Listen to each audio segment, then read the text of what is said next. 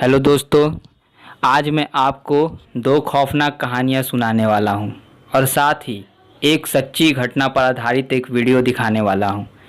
इस वीडियो में एक आदमी को एक भूत से सामना होता है और वो भी अपने ही कमरे में।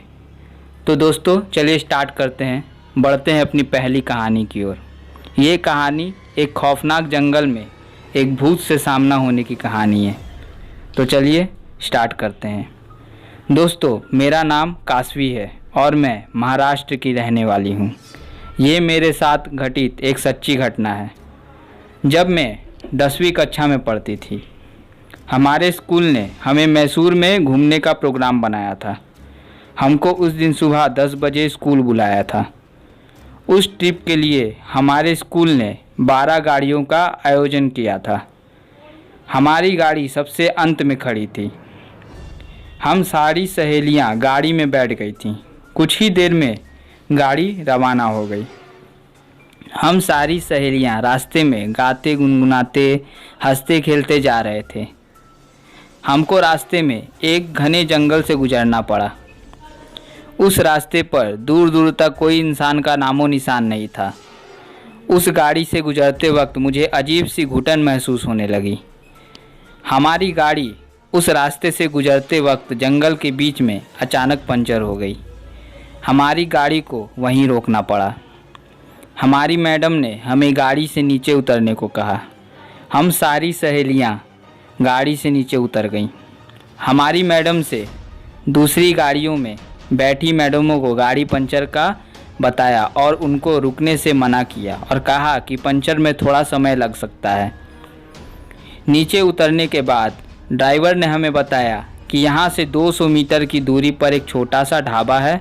आप सभी लोग वहाँ जाकर चाय नाश्ता कर लीजिए और मैं गाड़ी का टायर बदल कर आता हूँ। हमारी मैडम बस के पास खड़ी रहीं और हम 50 लड़कियाँ पैदल चल पड़ी।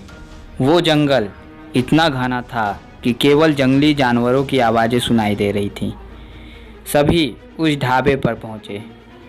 वहाँ से बूढ़ा सा आदमी चाय बना रहा था। उसे देखकर मुझे एकदम से चक्कर जैसा महसूस हुआ और मैंने उससे नज़रें हटा ली। हम सभी लड़कियों ने वहाँ पर चाय पी। तभी थोड़ी देर में वहाँ ज़ोर से किसी औरत के चीखने की आवाज़ सुनाई दी। ऐसी आवाज़ सुनकर मैं और मेरी सहेलियाँ बुरी तरीके से डर गईं। तभी वह बूढ़ा आदमी लंगड़ाता हुआ ज़ोर से जंगल की ओर भागा। तभी मेरी एक सहेली को उल्टियाँ होने लगी। हमने तुरंत मैडम को फ़ोन लगाया, लेकिन फ़ोन पहुंच से बाहर बता रहा था। हम सभी लड़कियां उस जगह पहुंचे जहां बस खड़ी थी। जब हम वहां पहुंचे तो हमारे होश उड़ गए कि बस कहां गायब हो सकती है।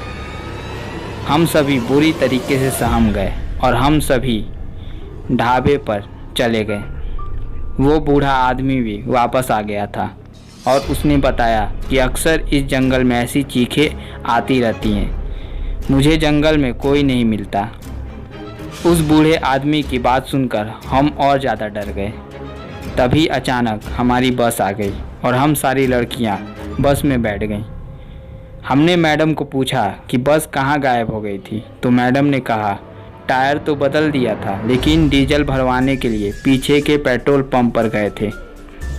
ये सुनकर हमारी जान में जान आई। मेरे सारी सहेलियां उस बूढ़े आदमी को बाय बाय कर रही थी। थोड़ी देर चलते पर मैंने जैसे ही पीछे मुड़कर देखा तो वो ढाबा धंस गया था। मैं ज़ोर से चिल्लाई और ड्राइवर को सब बताया। ड्राइवर ने गाड़ी मोड़कर उस ढाबे तक गए। गाड़ी से नीचे उतरकर देखा तो ढाबा पूरी तरह नष्ट हो गया था, लेकिन वो बूढ़ा आदमी गायब था और कहीं नज़र नहीं आया। हम सभी फिर से बस में बैठकर रवाना हो गए।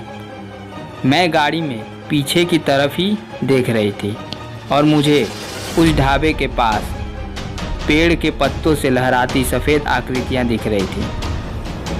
तभी ड्राइवर ने बताया कि इस जंगल में हमेशा कुछ अजीब घटनाएं होती रहती हैं, जिसकी असलियत कोई नहीं जान पाया। हम सुरक्षित मैसूर पहुंच गए। दोस्तों हालांकि मुझे इन सब चीज़ों का पूर्वाभास हुआ था, लेकिन ये पता नहीं था कि ये हकीकत बन जाएगा। आज भी मैसूर ट्रिप की घटना को याद करती हूँ तो मैं बहुत सहम जाती हूँ। चलिए दोस्तों, बढ़ते हैं अपनी दूसरी कहानी की ओर। ये कहानी एक खौफनाक हॉस्पिटल की है, तो चलिए स्टार्ट करते हैं। हेलो दोस्तों, मेरा नाम विवेक है और मैं हरियाणा का रहने वाला हूँ। आज जो मैं आपको किस्सा बताने जा रहा हूँ वो हमारे कस्बे के भूतहा अस्पताल का है। सारे कस्बे के लोग इस अस्पताल को भूतिया अस्पताल कहते हैं। इस अस्पताल का असली नाम विक्टोरिया हॉस्पिटल है। इस अस्पताल को आज से करीब 100 साल पहले अंग्रेज़ों ने बनवाया था। उस हॉस्पिटल के सामने एक कब्रिस्तान भी है। मेरे दादाजी ने मुझे बताया था कि आज से 60 साल पहले इस अस्पताल में ऑपरेशन के दौरान एक लड़की की मौत हो गई थी।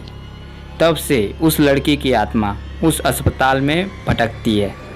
रात ढलते ही कोई भी इंसान उस रास्ते से नहीं गुजरता है, क्योंकि उस लड़की की आत्मा राहगीरों को परेशान करती है।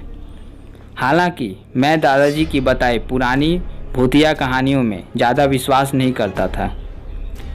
एक रात मैं अपने 2 दोस्तों अंकित और राजू के साथ रात को बाइक पर घूम रहा था। तभी मेरे एक दोस्त ने मुझसे विक्टोरिया हॉस्पिटल वाले रास्ते से चलने को कहा। हम में से कोई भी ज़्यादा भूत प्रेतों पर विश्वास नहीं करते थे और हमने उस रास्ते से जाने का पक्का किया। उस समय रात के 10 बज चुके थे। हम तीनों ने ये बात अपने परिवार वालों को नहीं बताने का वादा किया और उस रास्ते पर निकल पड़े। जैसे ही हम उस रास्ते से निकले, रास्ते पर रेत होने की वजह से हमारी बाइक फिसल गई और हम तीनों बाइक से दूर गिर गए। गनीमत थी कि हम लोगों को कोई चोट नहीं आई थी। बाइक चला रहे मेरे दोस्त अंकित ने बोला कि उसका बैलेंस तो बराबर था, फिर ये बाइक कैसे फिसल गई। हालांकि वो थोड़ा डर गया था, तो मेरे दूसरे दोस्त राजू ने बाइक चलाने को कहा। अब राजू बाइक चला रहा था। हम 1 किलोमीटर ही चले थे कि अचानक हमारी गाड़ी का टायर पंचर हो गया और गाड़ी की स्पीड तेज़ होने से गाड़ी इस प्रकार फिर पिछली बार से भी अधिक दूरी तक फिसली।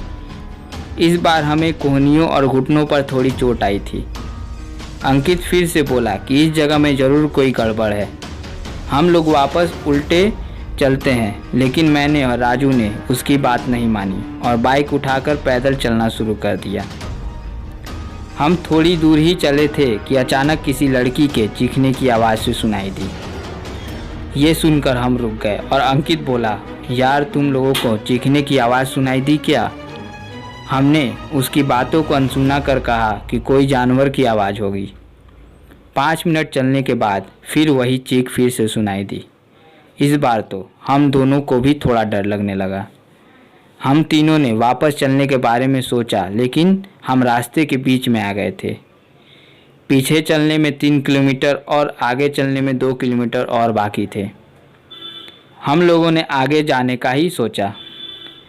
थोड़ा आगे चलने पर हमें बरगद के पेड़ के नीचे एक औरत दिखाई दी। इतनी रात को अकेली औरत को देखकर हमारे रोंगटे खड़े हो गए थे। हम लोगों को पीछे मुड़ने का विचार आया।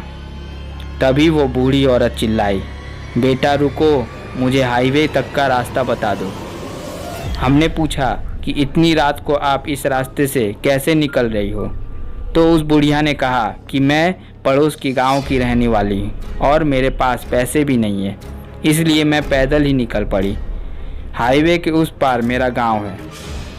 हमने उस बुढ़िया की बात पर विश्वास कर लिया और आगे निकल पड़े। रास्ते में वो बुढ़िया हमसे सारी बातें पूछने लगी। बुढ़िया हम तीनों के पीछे चल रही थी और हम दोनों दोस्त अब अपनी बात कर रहे थे। तभी राजू बोला कि लो माँ जी, आपका रास्ता आ गया। और वो जैसे ही पीछे मुड़ा तो वहाँ कोई नहीं था। हम तीनों की तो सिट्टी पिट्टी गुल हो गई थी। हम बाइक को धक्का मारते हुए ज़ोर से भागने लगे। भागते भागते अंकित ठोकर खाकर गिर गया और ज़ोर से चीखें सुनाई दी। हमने भी बाइक को वहीं पटक कर अंकित को साथ लेकर दौड़ने लगे और अस्पताल के पास कब्रिस्तान तक पहुंच गए।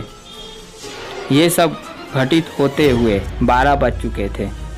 हम पसीने से तरबतर हो गए थे और कब्रिस्तान पार एक मंदिर में रुक गए, क्योंकि अगर बिना बाइक के घर जाते तो जूते पड़ते।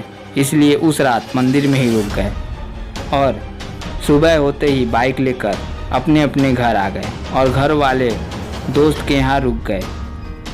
उस रात के बाद से हम उस रास्ते से कभी नहीं गए। मुझे आज भी सपने में वो भूतिया बुढ़िया और चीखने की आवाज़ें आती हैं। दोस्तों, ये थी 2 खौफनाक कहानियाँ। अब मैंने जैसे आपको बताया था कि मैं आपको एक वीडियो दिखाने वाला हूँ। इस वीडियो में एक इंसान का एक सच्चे भूत से सामना होता है। तो चलिए वीडियो स्टार्ट करते हैं।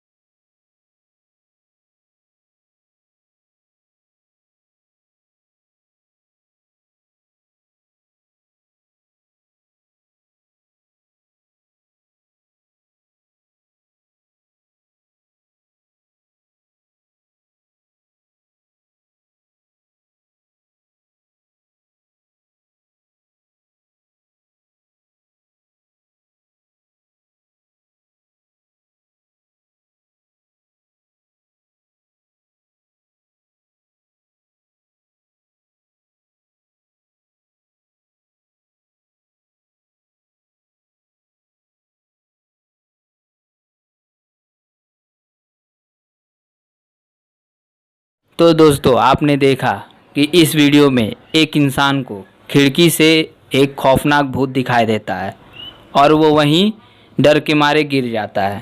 दोस्तों, वो गिरता तो है मगर इस घटना के कारण उसकी हार्ट अटैक से मौत हो जाती है। वो इस घटना के बारे में कई बार अपने दोस्तों को बचा चुका है, क्योंकि उसके साथ ये घटना कई बार हो चुकी है। वो अपने दोस्तों और मोहल्ले वालों से बताता है, लेकिन उसके दोस्त और मोहल्ले वाले उसकी बातों पर विश्वास नहीं करते हैं।